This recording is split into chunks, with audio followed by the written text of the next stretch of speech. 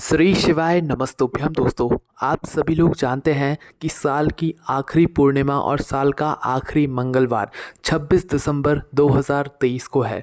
दोस्तों ये दिन बहुत ही ज़्यादा बड़ा और महत्वपूर्ण है क्योंकि ये साल का आखिरी मंगलवार है, साथ ही में इस दिन पूर्णिमा भी है। तो भाई ये मौका अपने हाथ से मत जाने देना। आज की इस वीडियो में हम आपको इस दिन किए जाने वाले कुछ ऐसे विशेष उपाय बताएंगे जिन उपायों को अगर आप लोग इस दिन करते हैं तो आपके जीवन में जो भी दुख और परेशानियां चल रही होंगी वो दूर चली जाएंगी। आपकी जो भी मनोकामनाएं होंगी वो पूर्ण भी ज़रूर होंगी। चलिए दोस्तों बात करते हैं सबसे पहले उपाय के बारे में जो कि आपको इस साल की आखिरी पूर्णिमा के दिन ज़रूर करना चाहिए। और दोस्तों इस उपाय को करने से होगा क्या वो आप लोग सुन लो। सबसे पहली चीज़, अगर आपकी कोई विशेष मनोकामना है जिसके लिए आप लंबे समय से कोशिश में लगे हुए हैं, प्रयास में लगे हुए हैं, पर जब भी आपकी वह मनोकामना पूर्ण नहीं हो रही है तो आप लोगों को इस साल की आखिरी पूर्णिमा का ये वाला उपाय ज़रूर करना चाहिए। इस उपाय में आपको क्या क्या चीज़ों की ज़रूरत है वो सबसे पहले आप लोग सुन लो, उसके बाद आप लोग उपाय करना। तो सबसे पहली चीज़, यहाँ पर आप लोगों को एक चावल का दाना जो है ले लेना है। ठीक है, कितने चावल का दाना? मात्र एक चावल का दाना आप लोगों को ले लेना है। उसके बाद में दोस्तों जो चावल का दाना आप लोग लोगे वो टूटा हुआ नहीं होना चाहिए, वो पूरा पूरा होना चाहिए। एक चावल का दाना लेने के बाद एक बेलपत्री आपको यहाँ पर लेनी। कितनी बेलपत्री? एक बेलपत्री आपको यहाँ पर लेनी है ना। उसके बाद में दोस्तों यहाँ पर आपको लेना है एक लोटा जल और एक नाम याद रख लेना है चंद्रमौली भगवान का। अब आपको करना क्या है कि साल के आखिरी पूर्णिमा के दिन सुबह सुबह आपको भगवान शिव जी के मंदिर जाना है। भगवान शिव जी के मंदिर जैसे ही पहुँचो तो सबसे पहले आपको क्या करना है कि भगवान शिव जी की शिवलिंग के ऊपर अपना एक चावल का दाना चढ़ाना है। कितना? एक चावल का दाना शिवलिंग के ऊपर चढ़ाना है। इसी चावल के दाने के ऊपर, शिवलिंग के ऊपर आपको वह बेलपत्री को चंद्रमौली भगवान का नाम लेते हुए अपनी मनोकामना करते हुए चढ़ा देना है। डंडी का जो मुख होगा इस बेलपत्री की वो आपकी तरफ होना चाहिए, इस बात का आप लोग ध्यान रखना। ठीक है, पहले चावल का दाना चढ़ाओगे, फिर इसी चावल के दाने के ऊपर अपनी वह बेलपत्री चढ़ाओगे। बेलपत्री का मुख जो होगा डंडी का वह अपनी तरफ करके चढ़ाओगे। उसके बाद में जो आप एक लोटा जल लेकर आए हो उस एक लोटे जल को इसी बेलपत्री के ऊपर, चावल के दाने के ऊपर या शिवलिंग के ऊपर जो है आप लोगों को एक धारा से धीरे करके चंद्रमौली भगवान का नाम लेते हुए चढ़ा देना है और भगवान से आशीर्वाद ले लेना है, प्रार्थना कर लेना है और अपनी मनोकामना एक बार फिर से बोल देना है। आप जिस भी मनोकामना के लिए यह वाला उपाय करेंगे आपकी वह मनोकामना ज़रूर पूर्ण होगी। चलिए दोस्तों अब हम बात करते हैं अगले उस विशेष उपाय के बारे में जिस अगले उपाय को करने से आपके जीवन में बहुत सारी खुशियां आपको प्राप्त होंगी, साथ ही में भगवान जी का भी आशीर्वाद यहाँ पर आपको प्राप्त ज़रूर हो जाएगा। तो यह उपाय किसी लिए करना है वो सबसे पहले आप लोग सुन लो कि अगर आप कोई नया कार्य शुरू कर रहे हो और उसमें आपको सफलता चाहिए, या घर में किसी का विवाह नहीं हो पा रहा है, शादी विवाह के लिए आप लोग बहुत ज़्यादा परेशान हो रहे हो, या कोई व्यक्ति घर में सर्विस करता है तो भी इसका काम अच्छे से नहीं चल पा रहा है, तो उस स्थान पर दोस्तों आप लोगों को यह वाला उपाय ज़रूर करना चाहिए। इस उपाय को करने के लिए सबसे पहले जो चीज़ की आपको आवश्यकता होगी वो होगा एक धतूरा और एक लोटा जल। सिर्फ यही दो चीज़ों की आवश्यकता होगी। धतूरा आप लोग जानते ही हैं जो गोल गोल होता है जिसमें कांटे लगे हुए होते हैं ना। तो एक धतूरा और एक लोटा जल लेकर आपको भगवान शिव जी के मंदिर पहुंच जाना है। भगवान शिव जी के मंदिर जैसे ही आप लोग पहुंच जाते हो तो आपको करना क्या है, सुबह सुबह सबसे पहले आप लोगों को जो है पूजन अर्चना करके शिव जी के पास में बैठ जाना है एक धतूरा और एक लोटा जल लेकर। ठीक है, अब आपको करना क्या है, जो आप एक धतूरा लेकर गए हो उस धतूरे को आपको फोड़ लेना है। क्या करना है? फोड़ लेना है, क्योंकि धतूरे को फोड़ने के बाद उस धतूरे के अंदर से एक सफ़ेद कलर का फल निकलेगा। क्या निकलेगा? एक सफ़ेद कलर का फल निकलेगा। कब निकलेगा? जब आप उस धतूरे को फोड़ लोगे। ठीक है, तो धतूरे को फोड़ने के बाद जो सफ़ेद कलर का फल निकलेगा उस फल को लेना है और भगवान शिव जी की शिवलिंग पर आपको चढ़ा देना है। ठीक है, शिवलिंग पर इस मतलब फल को चढ़ाने के बाद आप लोगों को क्या करना है, ये जो मतलब धतूरे का जो सफ़ेद कलर का अंदर का फल होगा ये शिव जी पर चढ़ा दिया आप लोगों ने। इसके बाद में इसी फल के ऊपर, शिवलिंग के ऊपर एक लोटा जल एक धरा से दे करके आपको यहाँ पर समर्पित कर देना है। ठीक है, इस बात का भी आप लोग ध्यान रखना। जब आप इस उपाय को पूर्ण कर लेंगे तो अपने जिस भी कार्य के लिए आप ये वाला उपाय कर रहे हैं अपना वह काम भगवान से ज़रूर बोल दीजिएगा। आपके सभी कामों में भगवान का आपको आशीर्वाद प्राप्त होगा, साथ ही में आपके सभी काम बहुत अच्छे से बन जाएंगे। ठीक है, उसके बाद में दोस्तों बात करते हैं अगले विशेष उपाय के बारे में जिस उपाय को करने से अगर आपके घर में किसी भी व्यक्ति को रोग और बीमारी ने बहुत ज़्यादा घेर कर रखा हुआ है और वह व्यक्ति बीमारी से ही परेशान रहता है, अस्पताल के चक्कर लगाने पड़ते हो, तो भाई ये वाला उपाय इस साल के आखिरी मंगलवार के दिन आपको ज़रूर करना चाहिए। तो दोस्तों इस उपाय में आपको किस चीज़ की आवश्यकता होगी वो सबसे पहले आप लोग सुन लीजिए। तो देखिए इस उपाय में आप लोगों को सबसे पहले एक बेलपत्र की आवश्यकता होगी। एक बेलपत्र के बाद में दोस्तों इस उपाय को करने के लिए आपको 2 शमी पत्र की आवश्यकता होगी, ठीक है। एक बेलपत्र, 2 शमी पत्र और थोड़े से लाल चंदन की भी यहाँ पर आपको आवश्यकता पड़ने वाली है इस उपाय को करने के लिए, ठीक है।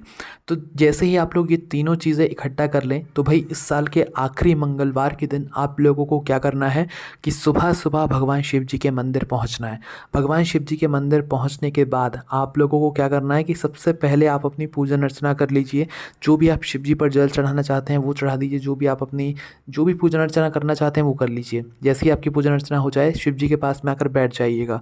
शिव जी के पास में आकर आप लोग जैसे ही बैठते हैं तो उसके बाद में दोस्तों आप लोगों को क्या करना है कि अपनी वह बेलपत्र निकाल लेना है। बेलपत्र का चिकना भाग अपनी तरफ करके रखिएगा।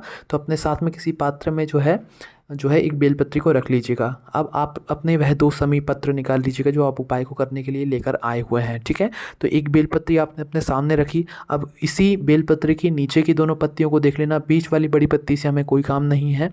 उस बेलपत्री की नीचे की जो 2 पत्तियाँ होंगी उनसे हमें काम है। तो नीचे की जो 2 पत्तियाँ होंगी उनमें से दोनों पत्तियों में से एक एक पत्ती पर आप एक एक शमी पत्र यहाँ पर रख देना। क्या रख देना? एक एक शमी पत्र यहाँ पर आप लोग रख देना।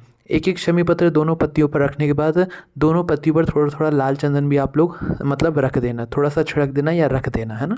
तो दोनों पत्तियों पर आपने एक एक शमी पत्र रखा, लाल चंदन रखा। उसके बाद में इस बेल पत्र को आपको क्या करना है, भगवान शिव जी की शिवलिंग के ऊपर भगवान गतिमान हनुमान जी के नाम का स्मरण करते हुए, नाम लेते हुए आपको यह बेलपत्र को भगवान शिव जी की शिवलिंग के ऊपर आपको चढ़ा देना है, ठीक है।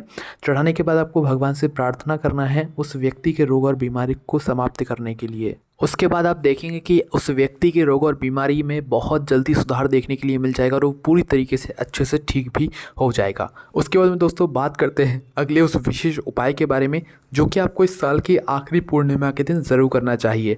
और इस उपाय को करने से भी अगर आपके घर में कोई भी व्यक्ति रोग और बीमारी से बहुत ज़्यादा ग्रसित रहता है या हमेशा वह हॉस्पिटल के चक्कर लगाता रहता है, ये शरीर में उसे हमेशा कोई ना कोई दिक्कत रहती है, तो वो खुद अपने हाथों से ये वाला उपाय करे, फिर वो चमत्कार देखे कि उसके साथ कितना अच्छा होता है। उसकी जो भी रोग और बीमारी होगी वो धीरे धीरे करके ठीक हो ही जाएगी।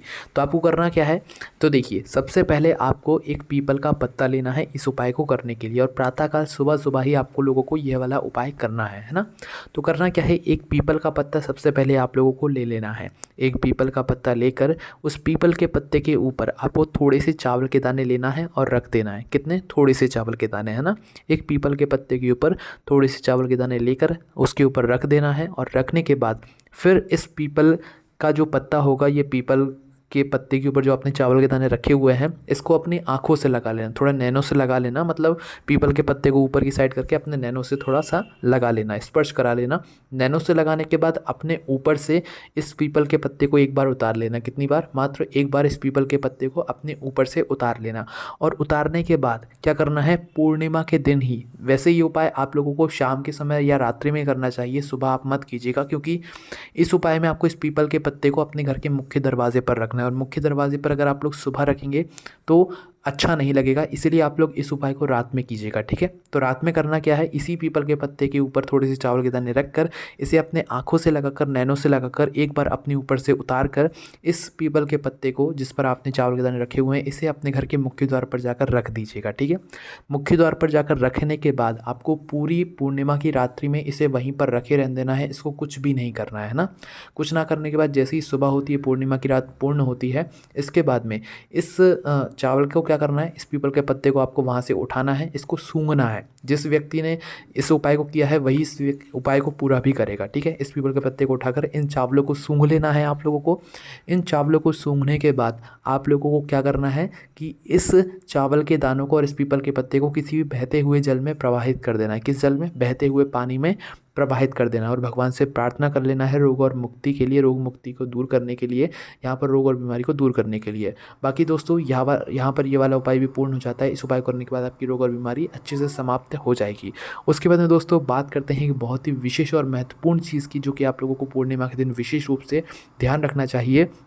दोस्तों पूर्णिमा के दिन आपके घर में दूध से बनी हुई सामग्री ज़रूर बननी चाहिए। अब आप कहोगे कौन से दूध से बनी हुई सामग्री, तो यहाँ पर विशेष रूप से शुद्ध देसी गाय के दूध से बनी हुई कोई भी सामग्री आप लोगों के घर में पूर्णिमा के दिन विशेष रूप से ज़रूर बननी चाहिए। चाहे सुबह बनाओ चाहे शाम को बनाओ। और क्या बना सकते हो शुद्ध देसी गाय के दूध से? सबसे अच्छी चीज़ है खीर। जो चावल की खीर होती है वो खीर आप लोग जो है शुद्ध देसी गाय के दूध से बना सकते हो। क्योंकि दोस्तों पूर्णिमा के दिन अगर जिस व्यक्ति के भी घर में या जिस घर में भी गाय के दूध से जो है खीर बनती है या चावल की खीर बनती है, दूध का उसमें विशेष रूप से यहाँ पर महत्व होता है। तो भाई चावल की खीर या दूध की खीर बनती है तो भाई उस घर में भगवान का आशीर्वाद सदैव रहता है। और उस खीर को जब आप भगवान लड्डू गोपाल को भोग लगाकर अपने घर में विराजित भगवान को भोग लगाकर उस खीर को सभी लोगों को मतलब प्रसाद के रूप में देते हैं, तो इससे आपके सभी घर परिवार के ऊपर भगवान का आशीर्वाद सदैव बना रहता है। तो भाई इस दिन आप लोग अपने घर में दूध की सामग्री ज़रूर बनाइएगा, इसका विशेष महत्व होता है। तो दोस्तों इस दिन किए जाने वाले हमने आपको सारे विशेष उपाय बता दिए हैं।